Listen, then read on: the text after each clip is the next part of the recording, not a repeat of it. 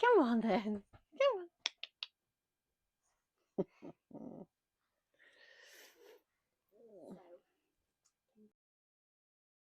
on.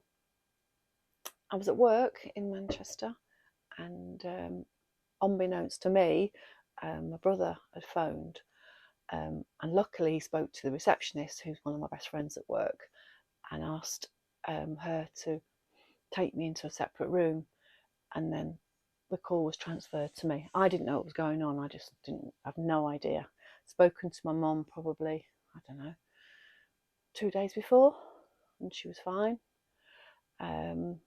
So I went in the room, and then brother, who I get on really well with, told me my mum had passed away in the night, and she was found by my sister, who happened to be staying at the house, my mum's house. So, I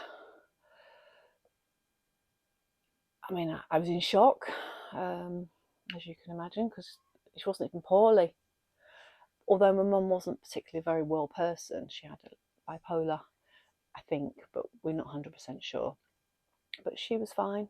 She was fine. A bit lonely. So the manager then drove me home, but he wanted my friend who worked in the same office to go with me.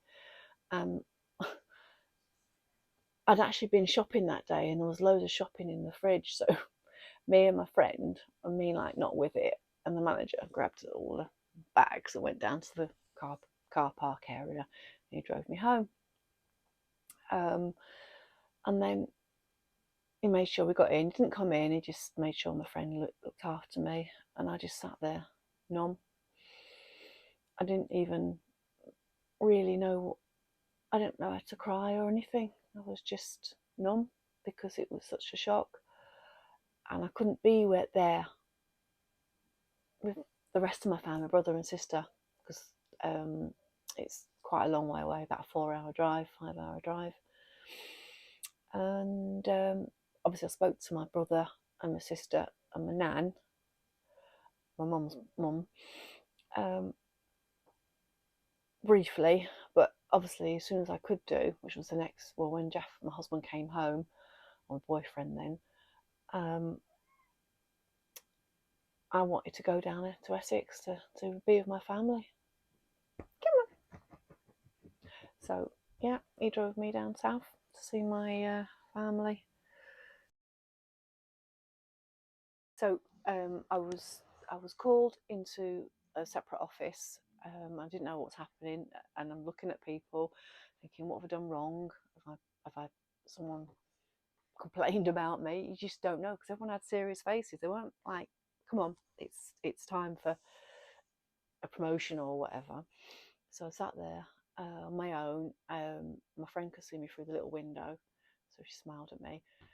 And then my brother told me my mum had died in the night.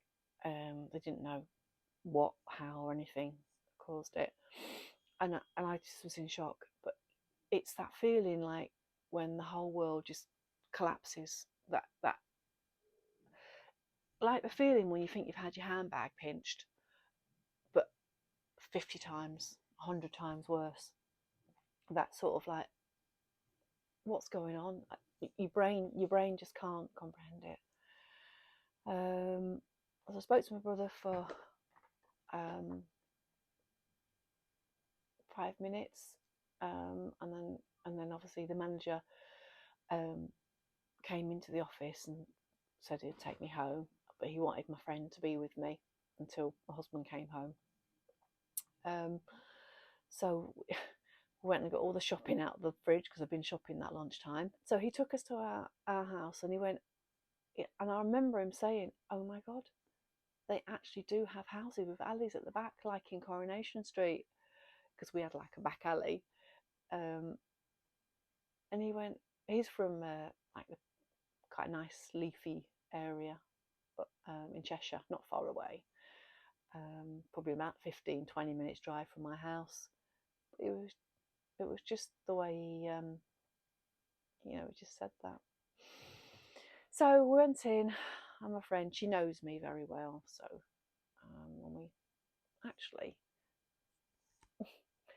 it was surreal, and we wanted to, and we had videos back in those days. So we put the video in, and we got a Cheech and Chong video, which is it's surreal. It's about these two guys, two Mexicans, that basically smoke marijuana, and they're like suppliers, but it's a comedy, the program, and it made me laugh. And they're always stoned off their head, and they run out of marijuana, and they